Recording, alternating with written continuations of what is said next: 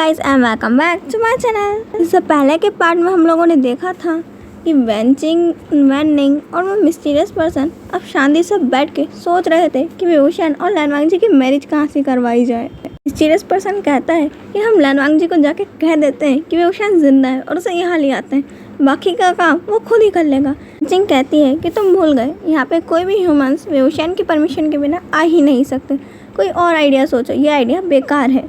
निंग कहता है तो हम एक काम करते हैं, हम कहेंगे कि आयन को वहाँ पे ह्यूमन वर्ल्ड में किसी ने ट्रैप कर लिया है और उसे बचाने के लिए तो विभूषण पक्का जाएगा।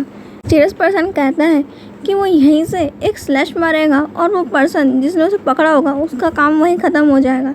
ये प्लान बिल्कुल अच्छा नहीं है, अगर उसको पकड़ा किसी हमारे ही बंदे ने होगा वो तो ऐसे ही बिन मौत मर जाएगा। ये आइडिया बिल्कुल अच्छा ही नहीं, कोई और आइडिया सोचो। सिंह कहती है कि मेरे पास सबसे अच्छा आइडिया है, क्यों ना हम विभूषण को जेलस करें जिसके कारण वो खुद ही जाकर लैनवांग जी को प्रपोज कर देगा शादी के लिए और उन दोनों की शादी हो जाएगी। सीरियस पर्सन और वैनिंग एक साथ कहते हैं कि नामुमकिन, क्योंकि लैनवांग जी किसी और को विभूषण के सिवा छुएगा भी नहीं और ना ही उसके साथ ढंग से बात करता है, तो ये तो होना बिल्कुल भी पॉसिबल नहीं है। कुछ और सोचो। इनको अब गुस्सा आ रहा था कि इतने सारे आइडियाज़ हो गए, इनको एक भी पसंद नहीं है। वो कहती है कि तुम ही लोग सोच लो, मैं तो चली, और वेंचिंग ऐसा कह के वहाँ से निकल जाती है। डोर तक पहुँची ही थी कि वहाँ से आयुन भागते हुए आता है और कहता है कि आप लोग अपने आइडियाज़ बंद कर दीजिए, मेरे पास सबसे अच्छा आइडिया है। सब लोग पूछते हैं कि क्या आइडिया है। आयुन कहता है कि यही तो आइडिया है कि मेरे पास कोई आइडिया ही नहीं है, अब जो चीज़ जिस तरीके से जा रही है उस तरीके से जाने दो और उसके बीच में हम लोग थोड़ी सी छेड़छाड़ करेंगे, जैसे कि हम लैनवांग जी को थोड़ी ही मिस्टीरियस तरीके से बता देंगे कि विभूषण जिंदा है और उसको हम थोड़ी हिंट्स देते हुए यहाँ तक लाएंगे, और विभूषण को भी हम थोड़े हिंट्स देंगे कि लैनवांग जी खतरे में और वो वहाँ जाएंगे और दोनों वहीं पर कन्फेस कर देंगे। कैसा लगा मेरा आइडिया? और उनका ये आइडिया सबको ठीक लगा था। सब कहते हैं कि वाह क्या आइडिया है, इतनी देर से हम लोग यही नहीं सोच पा रहे थे। उन सबकी फूटी किस्मत। रूम के बाहर ही विभूषण खड़ा था और उन्हीं सब का प्लान सुन चुका था। और विभूषण सोच रहा था कि ओ माय लिटिल रेडिश, तुम मेरी ही शादी करवाने के लिए पीछे पड़े हो, अपने बाबा से चालाकी, और यहाँ पे मेरे फ्रेंड्स भी मेरी ही शादी के लिए मुझे ही बिना बताए प्लानिंग कर रहे हैं। वाह, विभूषण ने तो सोच लिया था इन सब का प्लान को वो बहुत अच्छे तरीके से बिगाड़ेगा। हाँ, वो लैनवांग जी से शादी ज़रूर करेगा पर अपने तरीके से, और वो कन्फेस बिल्कुल नहीं करने वाला। लैनवांग जी पहले कन्फेस करेगा। विभूषण सोच रहा था कि पहले प्यार में वो पड़ा था, पूरा लैंड ग्लैंड में बातें होती थी और मुझे इतनी लेट मालूम चला कि उसको मुझ पर क्रश था, तो बिल्कुल भी प्रपोज मैं नहीं करने वाला। प्रपोज करेगा तो वही करेगा, नहीं तो मैं उससे शादी ही नहीं करने वाला। शान वहाँ से जाते हुए सोच रहा था कि इन लोगों का प्लान तो मैं बहुत अच्छे से ख़राब करूँगा और जाके देख के आता हूँ कहीं वो सही में लैनवांग जी मुझे छोड़ गए किसी और के पीछे तो नहीं पड़ गए। ऐसा कहते हुए विभूषण अपना ड्रैगन फॉर्म लेता है और चला जाता है लैंड क्लैन में जाकर देखता है कि लैनवांग जी लाइब्रेरी में बैठा है और ढेर सारे स्क्रोल्स में वर्क कर रहा है। विभूषण सोचता है कि सच ही में कोई इंसान इतने सारे स्क्रोल्स के बीच में कैसे रह सकता है, तो उसको शादी करने के बाद बताना पड़ेगा कि सबसे ज़्यादा ध्यान इसको मुझ पे देना है, नहीं इन स्क्रोल्स पे, नहीं तो मैं इन्हें उठा के कहीं बाहर फेंक दूंगा, फिर मैं इन्हें किसी चीज़ के साथ बदल सकता हूँ। विभूषण सोचता है क्यों ना वो इन्हें बॉन्ड बुक्स के साथ बदल दे, और विभूषण और लैनवांग जी के पास ढेर सारे पोजेज होंगे करने के लिए। विभूषण वहाँ आराम से बैठ के लैनवांग जी को घूर रहा था और लैनवांग जी को भी एहसास हो गया था कि कोई तो उसे देख रहा है, और लैनवांग जी ढूंढने की कोशिश करता है कि कौन है, पर लैनवांग जी ढूंढ नहीं पा रहा था क्योंकि विभूषण तो इनविजिबल था, कहाँ से दिखता। देखता है कि तभी वहाँ पे आयुन और वो मिस्टीरियस पर्सन लैनवांग जी के सामने आ गए। लैनवांग जी को लगता है कि हो सकता है यही लोग होंगे जो उसे घूर रहे होंगे, और अब ये लोग सामने आ गए। आयुन लैनवांग जी को एक स्क्रोल देता है और कहता है कि मुझे ये आपको किसी ने देने को कहा, और ऐसा कह के वो वहाँ से चला जाता है। लैनवांग जी वो स्क्रोल खोल के देखता है तो उसमें विभूषण की एक पोर्ट्रेट थी और नीचे लिखा हुआ था कि विभूषण अब भी जिंदा है, अगर तुम्हें उसे पाना चाहते हो तुम्हें 3 टेस्ट पास करने होंगे, उसके बाद ही हम तुम्हें विभूषण कहाँ है इसका पता बताएंगे। लैनवांग जी को समझ नहीं आ रहा था कि ये कौन पर्सन है जो उसे बता रहा है विभूषण कहाँ है, क्या ये कोई ट्रैप है और ये 3 टेस्ट काय के लिए ले रहा है। विभूषण भी लैनवांग जी के पीछे खड़े होकर वो स्क्रोल पढ़ लिया था और विभूषण को समझ नहीं आ रहा था कि उसकी शादी के लिए ये 3 टेस्ट लेने वाले ये लोग होते कौन है। विभूषण तब भी देखना चाहता था कि लैनवांग जी क्या करता है। लैनवांग जी इनिंग पहुंच जाता है उन 3 टेस्ट को देने के लिए और अपने विभूषण को पाने के लिए। लैनवांग जी जैसे ही वहाँ पहुँचता है तो वैनिंग और मिस्टीरियस पर्सन ने अपना पूरा गेटअप चेंज कर लिया था और वो लोग उसे वेलकम करते हैं और कहते हैं कि हम लोग ही तुम्हारे 3 टेस्ट लेंगे। और आयुएन वहाँ दूर खड़ा होकर छुप के देख रहा था कि ये लोग किस तरीके के टेस्ट लेंगे, नहीं तो 4th टेस्ट वो खुद इन्वेंट कर देगा और वो खुद लेगा। पहला टेस्ट वेंचिंग लेगी। वेंचिंग कहती है कि मिस्टर लैन आपको क्या खाना बनाना आता है? लैनवांग जी कहता है कि हाँ आता है। फिर वेंचिंग पूछती है क्या आपको कपड़े धोना आता है? मिस्टीरियस पर्सन सोचता है कि ये क्या पूछ रही है। लैनवांग जी कहता है कि आता है। पूछती है कि आप इमॉर्टल बन चुके हैं? लैनवांग जी कहता है कि वो मैं 20 के एज में ही बन गया था। कहती है कि अगर आपको वेवोशान के ऊपर कोई लव पोएम लिखनी हो तो आप वो क्या लिखेंगे? लैनवांग जी थोड़ी देर सोचता है और फिर उन पोएम की लाइंस को कहने लगता है। When I saw you, I know the meaning of life. I know the meaning of smile. Your eyes is like beauty of my life. Your face is most beautiful in the world. Your soul is most beautiful than your face. I protect you. I believe you. I'm your side for the last of the world. लैनवांग जी ये poem कहने के बाद चुप हो जाता है और Wenching, waning और मिस्टीरियस पर्सन उसकी पोएम पे क्लैप करने लगते हैं। वेवोशान को भी लैनवांग जी की ये पोएम बहुत पसंद आई थी और वेवोशान सोच रहा था कि मुझे पता नहीं था मेरा लंचा इतना अच्छा लिख सकता है मेरे बारे में। मुझे लगा था कि सब लोग मुझे शैतानी कहते रहेंगे कि मैं शैतानी करता हूँ, पर इसकी सपनों में इतना खूबसूरत हूँ मुझे आज मालूम चल रहा है। वेंचिंग कहती है कि लैनवांग जी तुम मेरे टेस्ट में पास हो गए हो। लैनवांग जी सोचता है कि यार ये टेस्ट था, मुझे लग रहा था यहाँ पे स्वर्ड फाइटिंग होगी या फिर कुंफू होगा, और ये सवाल टेस्ट थे। मिस्टीरियस पर्सन की बारी आती। मिस्टीरियस पर्सन लैनवांग जी को एक ट्रैप के अंदर फेंक देता है और कहता है कि तुम्हें इसके अंदर से 5 मिनट के अंदर बाहर आना है। उस ट्रैप के अंदर ढेर सारी सोल्स थी जो लैनवांग जी पे अटैक कर रही थी और जो वेवोशान के उसको इल्यूजन्स दे रही थी, पर लैनवांग जी को ये अच्छे से मालूम था कि इल्यूजन है और वो 3 मिनट के अंदर ही उस ट्रैप से बाहर आ जाता है। मिस्टीरियस पर्सन कहता है कि अब तुम मुझसे स्वॉर्ड फाइटिंग करो और अगर तुम मुझसे जीत गए तो ही तुम नेक्स्ट लेवल जा सकते हो। लैनवांग जी को लग रहा था कि यहाँ पे वो कोई खेल खेलने आया है, ऐसा लग ही नहीं रहा था कि वेवोशान से वो मिलने के तरीके ढूंढ रहा है। इस पर्सन और लैनवांग जी की फाइट स्टार्ट होती है। शुरू में मिस्टीरियस पर्सन लैनवांग जी के हावी हो रहा था, पर लैनवांग जी फिर बाद में मिस्टीरियस पर्सन पे हावी होने लगा और फिर वो दोनों बहुत लंबे टाइम तक फाइट कर रहे थे। 2 घंटे हो गए, ये लोग अभी फाइट ही कर रहे हैं। एंडिंग सोच रहा था उसको भी क्वेश्चंस पूछने हैं और ये लोग कब तक ऐसे ही खेलने वाले हैं, मुझे तो मालूम ही नहीं था कि मैं सबसे लास्ट में क्वेश्चन क्यों पूछ रहा हूँ। लैनवांग जी लास्ट में उस मैच को जीत जाता है। वैनिंग सबसे ज़्यादा खुश हुआ था क्योंकि उसको मौका मिला था लैनवांग जी से क्वेश्चन पूछने का, पर वैनिंग का जब चांस आता है वो सोचता है कि मुझे पूछना क्या था। वो उन दोनों पे चिल्लाते हुए कहता है कि सारी तुम लोगों की गलती है, तुम लोग इतनी देर से लड़ रहे थे, तुम्हारे चक्कर में मैं क्वेश्चन ही भूल गया कि मुझे पूछना क्या था। और वहाँ मिस्टीरियस पर्सन और लैनवांग जी ऐसे हो गए थे, इसमें हमारी क्या गलती है। वैनिंग कहता है कि मैं तुमसे क्वेश्चन बाद में पूछूंगा, तुम पास हो, अब जाके तुम सीधे वेवोशान से मिलो।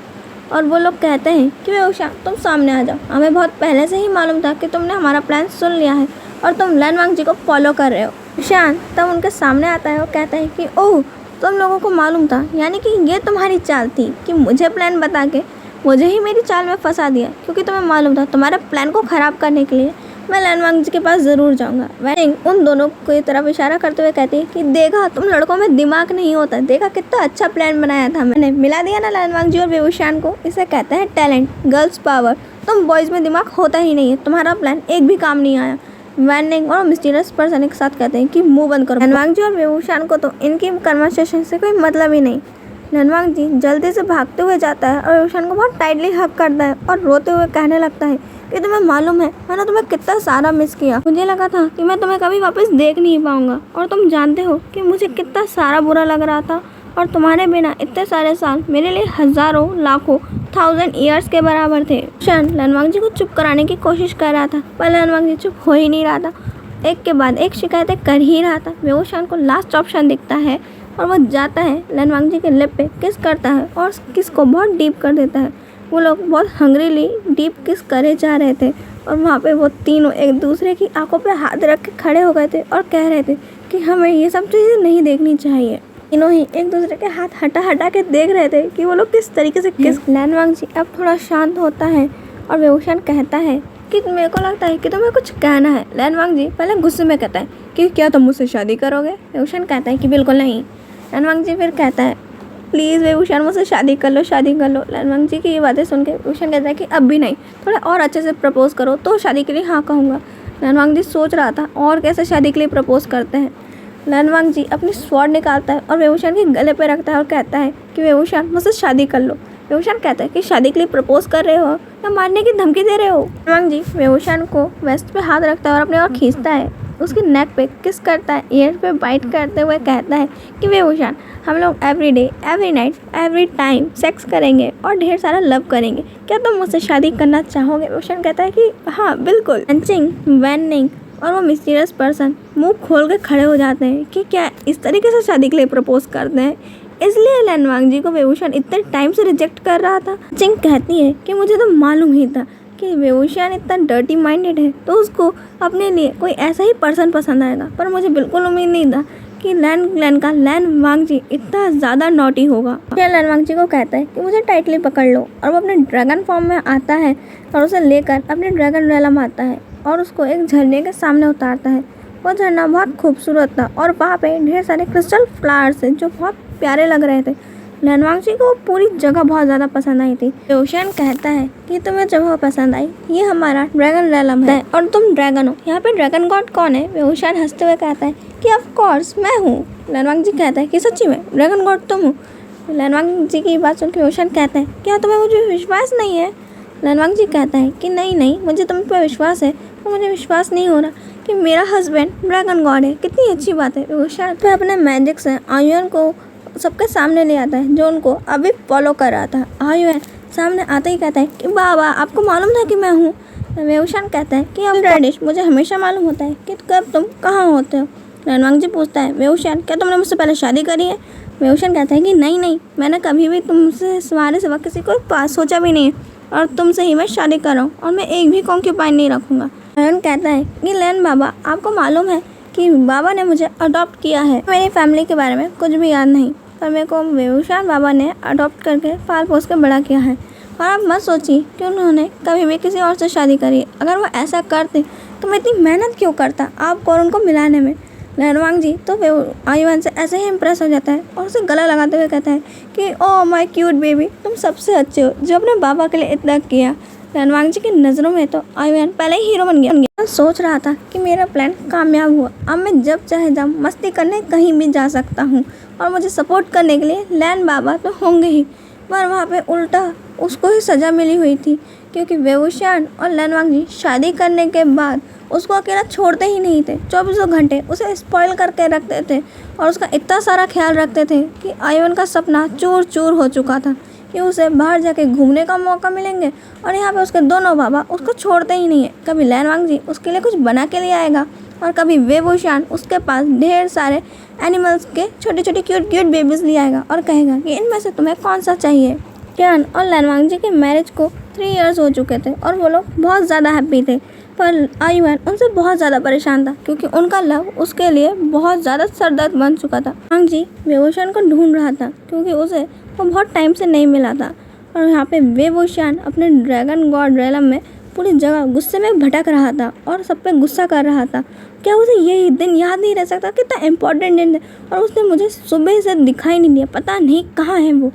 लैनवांग जी भी वेवूशान को ढूंढ रहा था क्योंकि उसे मालूम था अगर वो थोड़ा और लेट हुआ तो वेवूशान उस पर ही सबसे पहले आग उगलेगा। लैनवांग जी को जैसे ही दिखता है कि वेवूशान कहाँ है, पहले लैनवांग जी गॉड से प्रे करता है कि भगवान आज बचा लेना। लैनवांग जी वेवूशान को बैक हक करता है और उसके नेक पे ढेर सारे किसेस करने लगता है। वेवूशान की ईयर्स में बहुत सेक्सी आवाज़ में कहता है कि हैप्पी मैरिज एनिवर्सरी। लैनवांग जी को अपने आप से दूर करता है और कहता है कि क्या तुम्हें सुबह से याद नहीं आया। ज़रूर आयुन के बाद ही तुम्हें याद आया है। आयुन ने सबसे पहले मेरे को विश किया है जब से तुम कर क्या रहे थे। लैनवांग जी कहता है कि मैं तो हमारी वापस से वेडिंग नाइट बनाने की तैयारी कर रहा था। वेवूशान कहता है लैनवांग जी कहता है कि ऑफ कोर्स और लैनवांग जी वेवूशान को ब्राइडल स्टाइल कैरी करता है और उसको उनके रूम में ले आता है जिसे लैनवांग जी ने बहुत अच्छे से डेकोरेट करके रखा था। ऐसा लग रहा था कि आज ही उनकी वेडिंग हुई है और ये उनकी वेडिंग नाइट का डे है। लैनवांग जी वेवूशान के झटाक से सारे रोप्स उतार देता है और वेवूशान लैनवांग जी के सामने पूरा नेकेड था और उसकी नेकेड बॉडी को लैनवांग जी देखते हुए कहता है कि तुम ऐसे सबसे ज़्यादा अच्छे लगते हो। वेवूशान कहता है तो अब क्या तुम ये चाहते हो कि मैं पूरे ड्रैगन रेलम ऐसे ही घूमूं।